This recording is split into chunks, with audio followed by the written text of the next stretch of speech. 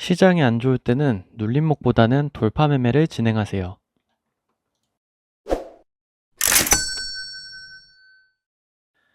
안녕하세요. 노원개미입니다. 최근에 시장에 거래 대금이 많이 메마르고 상승하는 종목보다 하락하는 종목이 상당히 많은데요. 제가 몇 주 전부터 리딩방에 말씀드렸지만 시장이 안 좋을 때는 오히려 눌림목과 수익 매매보다는 상방으로 돌파하는 매매, 수급이 들어오면서 상승하는 종목들에서 단타를 진행해 주시는 것이 리스크를 줄이면서 수익을 낼 수 있는 방법이 되곤 합니다. 그래서 시장이 안 좋을 때는 오히려 단타를 노려야 하는데요. 단타 매매에 있어 중요 포인트는 근거 있는 매수 타점입니다. 이 근거가 가장 많이 쓰시는 전고점이 될 수도 있고 시초가를 재돌파하는 경우도 있고 많은 분들이 쓰시는 볼린저 밴드 상단, 디마크, 분봉상의 이평선, 일봉상의 이평선 등의 기준이 있겠죠. 그래서 이 근거 있는 매수 타점이 중요한데 어디를 돌파하는지는 정답은 없지만 제가 항상 말씀드리는 지지와 저항선이 어디인지를 먼저 인지하시고 그 안에서 근거를 찾으셔야 합니다.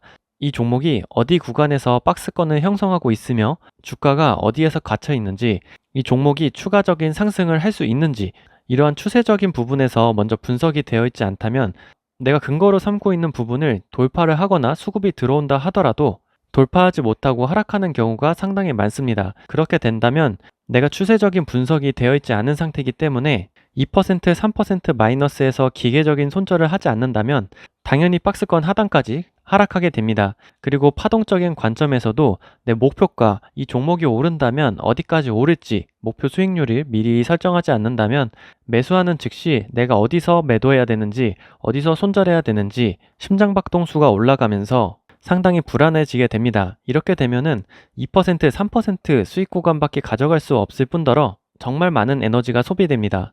저도 단타 매매에 있어 초보자인 시절에는 하루 종일 시장을 보고 매매하면서 장이 끝나면 정말 피곤하고 낮잠을 자는 경우가 상당히 많았습니다. 그만큼 한 곳에 장기간 집중하는데 에너지가 많이 소비되기 때문에 이러한 단타 매매가 노동이 되지 않았으면 좋겠습니다. 그리고 근거 있는 매수 타점이 왜 중요하냐면 상승 추세에 있는 종목에서 어디를 돌파하는지 그리고 매수 타점을 잘 설정하셨다면 평단가가 유리해집니다. 내가 사자마자 마이너스 찍히는 것이 아닌 사자마자 플러스로 올라가면서 플러스 2%, 3%가 목표 수익률이 아닌 기본적인 수익률이 되실 겁니다. 사자마자 2%, 3%가 아니더라도 빨간불인 상태에서는 내가 이 종목에 대한 신뢰가 생기고 안정감이 생기면서 수익을 극대화할 수 있는 심리적인 요건이 만들어집니다. 그렇기 때문에 내가 처음 보는 뉴스를 따라가거나 분석이 되지 않은 종목에서 분봉상 들어오는 수급만을 쫓아간다면 기계적으로 매매하지 않는 이상은 장기간 주식 매매를 하기 힘들 뿐더러 매번 매매할 때마다 내 매매 기준이 달라질 겁니다. 자, 그럼 몇 가지 종목을 보면서 어디가 근거가 될지 한번 살펴보도록 하겠습니다. 첫 번째로 볼 종목은 대동입니다. 이 종목은 제가 어제 리딩반에서 추천을 해드린 종목인데요. 오늘 기준으로 했을 때 이 앞쪽에 15분봉으로 보게 된다면 이 종목이 이쪽 가격에서 갇혀 있다는 걸 보실 수 있습니다. 제가 항상 말씀드리는 지지와 저항 구간이겠죠. 그래서 단타 매매를 하시는 분들은 이 위쪽으로 돌파를 할 때, 상승할 때 매매를 할 건데요. 이 앞쪽에 보이는 전고점을 이제 매수 타점으로 많이 사용하시는 분들이 계십니다. 전고 돌파를 할 때 돌파 매매로 많이 사용을 하시는데 오늘은 주가가 이 14,260원을 위쪽에서 갭을 띄워주면서 시초가를 형성했기 때문에 이 전고점은 이미 뚫어 놓은 상태죠. 그렇기 때문에 이 전고점보다 이 위쪽에 있는 시초가를 기준으로 매매를 다시 진입할 수가 있습니다. 이 시초가에서 오늘 대동을 진입하셨다면 상당히 매수 타점이 지금 틀렸다고 볼 수가 있습니다.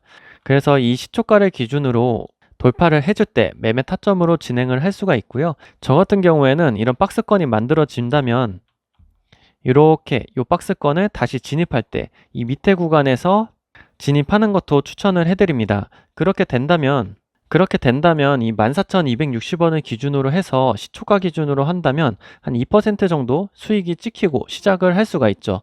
그래서 첫 번째로 이 위치에서 이렇게 다시 들어왔을 때 진입을 하셨더라면 마이너스 1% 정도 하락이 나올 수는 있습니다. 하지만 이렇게 다시 올라가 주면서 이렇게 크게 상승을 해주는 모습이죠.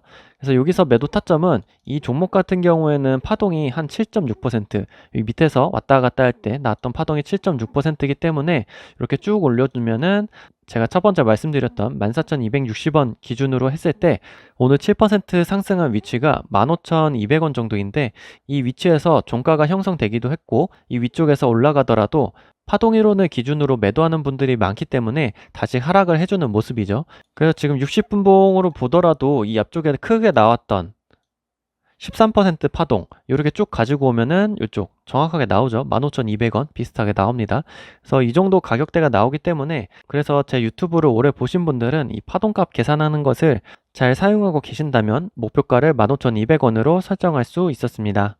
다음으로 볼 종목은 제주반도체인데요. 이 종목은 이전에도 제가 설명드렸다시피 이 앞쪽에서 한번 리딩이 나갔던 종목이고 오늘도 크게 상승을 해주는 모습입니다. 그래서 15분봉으로 보게 되면 이 종목은 앞에 있는 박스권을 돌파해주고 위쪽으로 지금 상승을 해주고 있는 모습이고요. 이 종목을 3분봉으로 보게 되면 앞에 있던 대동은 이 시초가를 띄우고 이렇게 올라간 반면에 시초가를 크게 떠지 않고 위쪽으로 올라가주는 모습입니다. 이 종목 같은 경우에는 박스권 상단을 돌파했기 때문에 이 6,470원, 6,500원 정도를 이제 돌파를 할 때 매수 타점으로 잡을 수가 있고요. 제가 이전에 유튜브에도 올려드렸지만 피봇 2차 저항이 저항선으로 작용하는 경우가 상당히 많습니다. 그렇기 때문에 쭉 올라가더라도 피봇 2차 저항에 부딪히고 다시 전일 고가까지 쭉 내려와주는 모습입니다. 이 전고점에서 다시 지지를 받고 쭉 올라가주는 모습인데, 여기서는 다시 타점을 잡게 되면 여기 오늘 분봉상 고점을 기준으로 해서 6,900원 정도의 매수를 진행하실 수가 있습니다. 여기서도 앞에 말씀드린 대로 이렇게 파동값이 10% 정도 나오는 종목이기 때문에 내가 이쪽에서 매수를 하셨더라도 7,150원, 7,150원 정도가 오늘 조정의 하단 구간이기 때문에 오늘 올라갔다가 조정을 보여주는 이 가격대에서부터 10% 구간이 7,150원이기 때문에 여기서는 어느 정도 매도를 충분히 진행을 해주셨어야 올바른 매매라고 볼 수가 있죠. 올바른 매매라고 하면은 제가 말씀드리는 게 아니고 파동 이론에 관해서 이 이론적으로 나와 있는 고전적인 이론에 근거한 매도 차점이라고 말씀드리는 겁니다.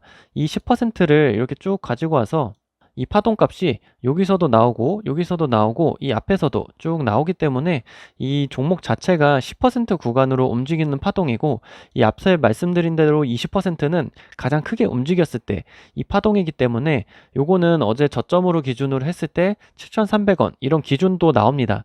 그렇기 때문에 어디서 파동을 계산할지, 내가 어디 기준으로 파동을 조정할지는 개인마다 관점이 다르지만 이 파동값을 대입하고 안 대입하고에서는 내 소중한 수익금을 지킬 수 있을지, 아니면은 내려왔을 때 조금 더 까먹고 수익률을 반납하면서 매매할지, 계획적인 매매와 무계획적인 매매의 차이점이라고 볼 수 있습니다. 다음으로 볼 종목은 우둠지팜인데요. 이 종목은 제주반도체와 마찬가지로 시가를 크게 띄우지 않으면서 쭉 올라가주는 모습인데요. 제주반도체와는 다르게 이 앞쪽에 박스권, 저항선으로 작용하는 가격대가 상당히 많습니다. 22일 고점과 최근에 23일, 24일 고점도 저항선으로 작용할 수 있습니다. 그렇기 때문에 장 초반에 살짝 올라줬지만 이 앞쪽에 있는 전고점을 맞고 쭉 내려오죠. 여기서 다시 한번 쭉 올라가게 됩니다. 그래서 22일과 23, 24일 기준으로 이렇게 박스권을 그어주시면 오늘 3분봉으로 봤을 때 이 구간에서 이렇게 저항을 부딪히다가 쭉 올라가주는 모습이죠. 여기서도 마찬가지로 이 박스권을 처음 돌파했다가 내려왔다가 이렇게 재진입할 때 이 2,990원 여기서 매매를 하셨다면 이 전고점을 기준으로 매매하시는 분들보다 이만큼의 평단가 차이가 생기겠죠. 이 구간도 1.7% 정도 차이가 있습니다. 그렇기 때문에 내가 이쪽에서 샀더라면, 그래서 내가 이쪽에 처음 매수를 했더라면 이 전고점 기준으로 단타 돌파 매매 진입했던 사람들보다 평단가가 1.7%, 뭐 세금 수수료 떼면은 적어도 1.5% 정도는 평단가가 유리해지겠죠. 하지만 이 종목도 하락할 수 있기 때문에 나는 오늘 전고점을 기준으로 매매를 할 거야, 아니면은 이 앞쪽에 있던 가격대 3,145원을 돌파할 때 매매를 할 거야 라고 생각한다면 평단이 조금 더 위로 가겠죠. 이 정도가 될 겁니다. 그렇게 되면 오늘 11% 상승한 상태에서 내가 매수를 하는 거기 때문에 종목이 하루에 오를 수 있는 수치가 30%이기 때문에 내 먹을 수 있는 구간이 상당히 줄어들게 됩니다. 요 위에서 매매한다고 확률이 올라가고 안전한 것도 아닙니다. 다시 15분봉을 보게 되면 이 앞쪽에 쭉쭉 올라갔을 때 이 파동값을 한번 보게 되면 한 번에 오를 때 17% 정도 오르게 됩니다. 이 뒤쪽에 있는 파동도 보게 되면 15% 정도입니다. 이게 위쪽에 있어서 퍼센티지가 높은데 이렇게 가지고 와 보면 똑같은 사이즈가 나오죠. 그렇기 때문에 이 종목은 많이 오르면 이 정도로가 가겠구나. 이 종목은 많이 오르면 이 정도 오르겠구나 하고 이렇게 갖다 둡니다. 어제 저점 기준으로 했을 때. 그리고 이 종목이 조금 오르게 되면 이 중간에 있는 파동만큼 6% 정도 오르는구나 하고 이렇게 가지고 올 수 있겠죠. 그렇기 때문에 어제 저점에 딱 가지고 오면 오늘 처음에 상승할 때 이 2,997원이라고 나오는데 3,000원 정도를 뚫어주고 다시 내려오면서 조정을 보여주는 모습입니다. 그렇기 때문에 이 파동값이 상당히 신뢰도가 높아요. 그리고 크게 상승했을 때 15%, 17% 기준으로 하게 된다면 3,235원 정도로 나타나는데 적어도 내가 3,235원, 3,300원 정도에는 어느 정도 물량을 많이 축소했어야 되는 게 계획적인 매매라고 볼 수 있습니다. 앞서 말씀드린 대로 파동값을 계산하는 건 어디를 기준으로 하는지에 따라도 다르지만 똑같은 기준으로 연습을 하시면서 통계적인 확률을 구해본다면 상당히 신뢰도가 높고 확률이 높은 위치와 구간을 찾아낼 수 있습니다. 자, 오늘은 세 종목 예시를 보면서 돌파 매매 관점에서 어디를 돌파할 때가 수익률이 높고 평단가가 유리할지, 어느 구간을 내가 매도 타점으로 만들어서 계획적인 매매를 해야 할지에 대해서 알아보았습니다. 여러분의 성공을 진심으로 응원합니다. 감사합니다.